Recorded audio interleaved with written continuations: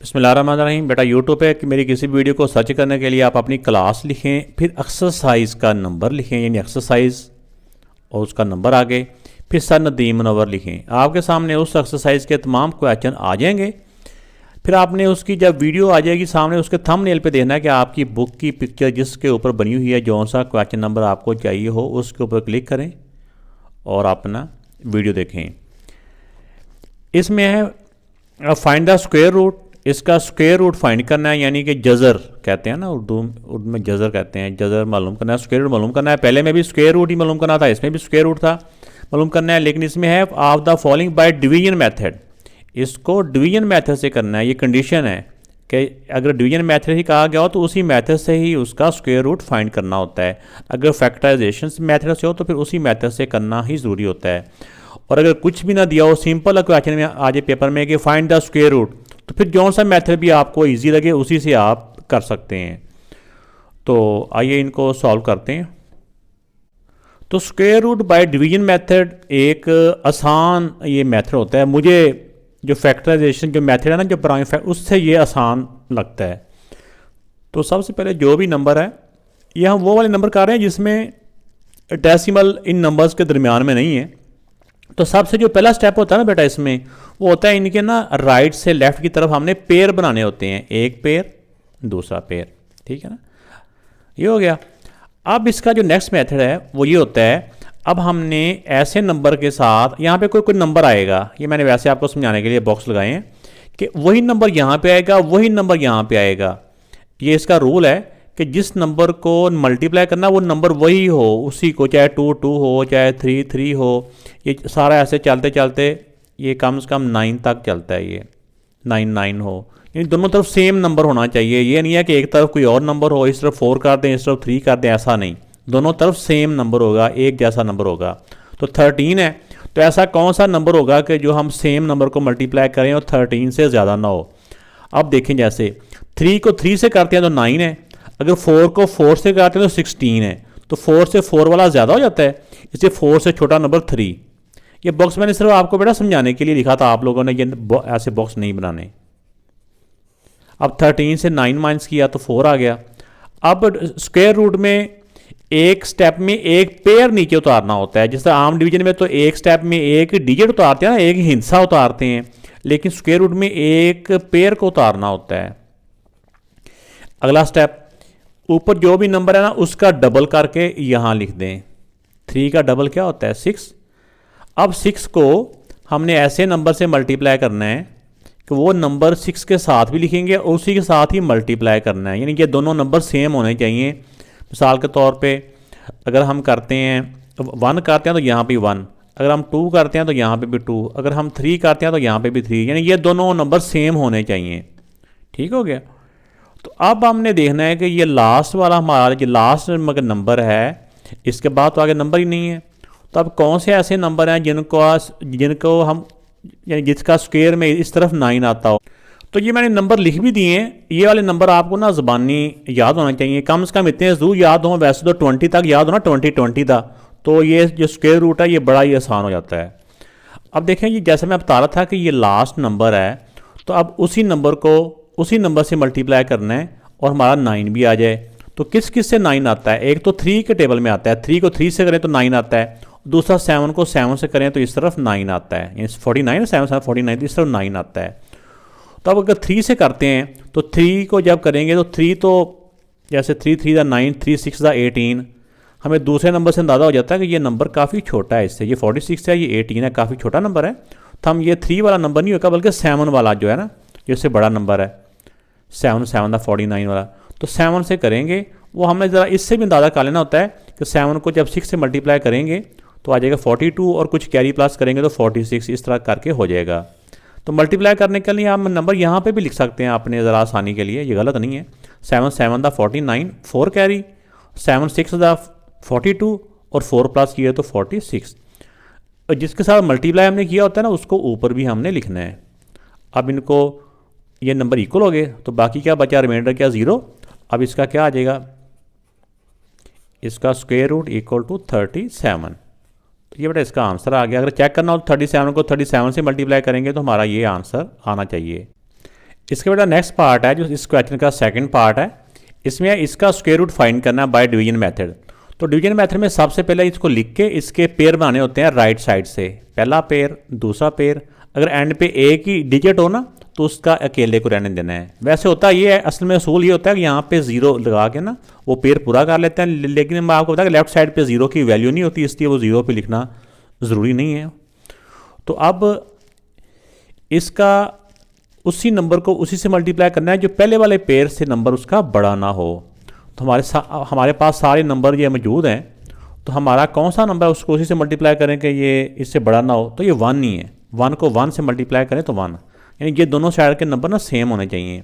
1 1 दा 1, 1 से 1 माइनस किया 0। अब अगला पेयर उतारा 36। अब नेक्स्ट स्टेप क्या होता है, जो भी नंबर यहाँ पे होता है ना उसका डबल करके इधर लिख लें। 1 का डबल 2 होता है ना। अब 2 को ऐसे नंबर से मल्टीप्लाई करना है कि वही नंबर 2 के साथ भी लिखेंगे और उसी के साथ ही मल्टीप्लाई भी करना होता है, दोनों नंबर सेम होंगे। अब देखिए अगर 22 को 20 के साथ 2 लिखते हैं तो इधर भी 2, तो 22 को 2 से करें तो 44 हो जाता है, वो बड़ा हो जाता है, इसलिए 1 के साथ ही करेंगे। 21 1 दा 21, जिसके साथ मल्टीप्लाई किया उसको ऊपर भी लिख लें। अब इनको माइनस किया, 6 में से 1 माइनस किया 5 और 3 से 2 माइनस किया 1। अब नेक्स्ट वाला पेयर उतारा नीचे 89। अब यहाँ पे स्टेप जो करना होता है ना वो होता है कि ऊपर वाले नंबर का डबल करके यहाँ लिख दें। 11 बन गया ना, अब 11 का डबल किया 22, इसका डबल करके यहाँ लिख दें तो भी ठीक होता है, या इन्हीं को प्लस कर लें तो फिर भी वही होता है। ये भी असूल है। तो जो आपके जहन में आता है ना, चाहे इसको डबल करके लिखते जाएँ या इनको प्लस करके लिखते हैं, एक ही बात है। अब 22 को ऐसे नंबर से मल्टीप्लाई करना है कि वो नंबर इसके साथ भी आएगा, उसके साथ मल्टीप्लाई भी हमने करना है। और यहाँ पे हमारा हम पता है ये लास्ट नंबर है और लास्ट में 9 है, तो 9 किन्हीं के साथ आता है, यानी कि कौन से नंबर को किससे मल्टीप्लाई करें तो 9 आता है। एक तो 3 को 3 से करने से 9 आता है, दूसरा 7 को 7 से करने से 9 आता है इस तरफ, तो 9 आना चाहिए। तो ये 7 वाला करीब तरीन है इसके, बल्कि इसको इक्वल कर देता है, क्योंकि 7 2 दा 14 हो जाएगा ना, तो कुछ कैरी प्लस करेंगे तो 15 पूरा हो जाएगा। 7 7 दा 49 4 कैरी, 7 2 दा 8 और 7 2 दा 14 और 4 18 1 कैरी, 7 2 दा 14 और 1 15, पूरा ये हो गया, रिमाइंडर 0 हो गया। अब ये 7 से मल्टीप्लाई किया था वो 7 ऊपर भी लिख लें, तो ये बेटा इसका आंसर आ गया। इसको चाहे आप दोबारा नीचे लिख के ना ऐसे स्क्वायर रूट इक्वल टू 117, ये बेटा इस पार्ट का आंसर आ गया। तो बेटा इस वाले पार्ट में इसका भी स्क्वायर रूट फाइंड करना है। तो सबसे पहला जो स्टेप होता है, इनके पेयर बनाने हैं राइट साइड से, ये पहला पेयर, ये दूसरा पेयर और ये तीसरा पेयर। एक और बात भी मैं यहाँ बताता चलूँ, बाद में फिर याद ना भूलिए, जितने पेयर बनते हैं ना उतने ही डिजिट का आंसर आता है, ये रूल है इसका। इसके जैसे 3 पेयर बने हैं तो इसका आंसर भी 3 डिजिट में होगा, यानी कहना जितने पेयर बन रहे होंगे, किसी के 2 पेयर बनेंगे तो उसका आंसर भी 2 डिजिट का होगा, किसी के 6 पेयर बन रहे होंगे तो उसका आंसर भी 6 डिजिट का ही होगा। क्लियर। अब ये लास्ट वाला 5 है, उसी नंबर को उसी से मल्टीप्लाई करें जो 5 से बड़ा ना हो। 2 2 दा, ठीक है ना, ये नहीं कह देना कि 4 1 दा, ऐसे नहीं, जो नंबर इधर होगा वही नंबर इधर होगा। 2 2 दा 4, 5 से 4 माइनस किया 1। अब नेक्स्ट वाला पेयर नीचे उतारा 0 6, तो नेक्स्ट डिवाइड करने से पहले इसका डबल कर लें। 2 का डबल किया 4। अब 4 को ऐसे नंबर से मल्टीप्लाई करना है, वो इसके साथ भी लिखेंगे, उसी के साथ मल्टीप्लाई भी हम करेंगे। तो इसको अगर आपको ज़बानी समझ में आ रही तो भी ठीक है, नहीं तो आप इसको कर सकते हैं, यही रफ में कर लें। इस तरह करके आप रफ में करके चेक कर सकते हैं। 2 टू द 4 और 2 टू द 4 और 2 4 द 8। अगर हम समझते हैं कि नहीं 3 से करके चेक कर लें तो 3 3 द 9 और 3 4 द 12, तो ये वाला नंबर 129 ये इससे बड़ा हो जाता है, इसलिए ये वाला नंबर ठीक है 2 2 से। ये नंबर हमेशा सेम होना चाहिए कि जिसके साथ भी हम मल्टीप्लाई करें। तो ये 2 के साथ हो रहा है 84, जिस 2 के साथ मल्टीप्लाई किया उस 2 को ऊपर भी लिख लें। इनको माइनस किया 6 से 4 माइनस किया 2 और 10 से भी 8 गए तो 2। अब नेक्स्ट वाला पेयर नीचे उतारा 25। अब नेक्स्ट टाइम में चाहे 22 का डबल करके यहाँ लिख लें फिर भी ठीक है, या इनको प्लस करके लिख लें फिर भी ठीक है, 44 ही आता है। अब हमें पता है कि ये लास्ट नंबर है और एंड पे 5 आना चाहिए, तो जब मल्टीप्लाई करने से 5 आता है ना बेटा, वो सिर्फ 5 वाले में आता है, और किसी में देखें पहला जो डिजिट है ना जो 1 प्लेस पे 5 नहीं आता, तो इसलिए हमें ज़्यादा चांस होते हैं कि वही 5 से ही होना चाहिए। तो ये 5 से मल्टीप्लाई करेंगे तो 5 5 दा 25, 5 4 दा 20 और 2 प्लस किए तो 22, फिर 2 कैरी, ये फिर 5 4 दा 20, 20 में 2 प्लस किया 22। जिस 5 से मल्टीप्लाई किया था उस 5 को ऊपर भी लिख लें। तो ये बेटा पूरा डिवाइड हो चुका है, तो ये इसका आंसर आ गया। तो ये इसका आंसर है। तो देखा कि इसके 3 पेयर बन रहे थे, तो इसका आंसर भी 3 डिजिट में ही आया है।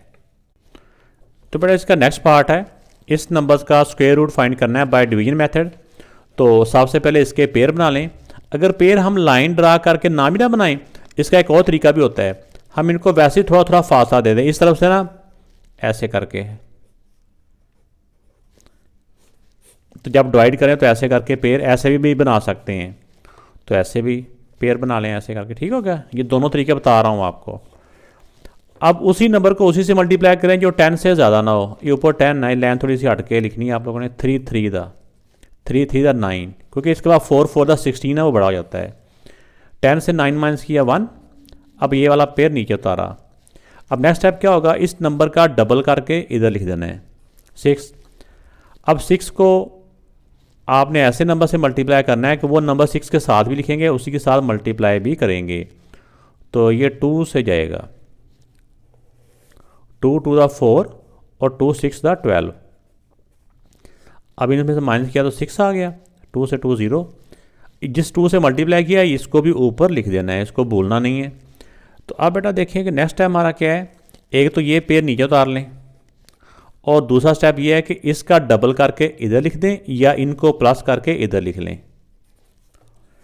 अब ये 64 के साथ ऐसे नंबर को मल्टीप्लाई करना है कि जो 641 आ जाए, ये 1 के साथ ही, ये 1 के साथ ही मल्टीप्लाई करेंगे तो 641 को 1 से किया तो 641 ही आ जाएगा। तो जिस 1 के साथ हमने मल्टीप्लाई किया था उस 1 को ऊपर भी लिख दें। तो अब इसका आंसर लिख लेते हैं। इसी को चलो मैंने लिखा था, इसी से फ़ायदा उठाते हैं कि ये इसका स्क्वायर रूट इक्वल टू 3 2 1।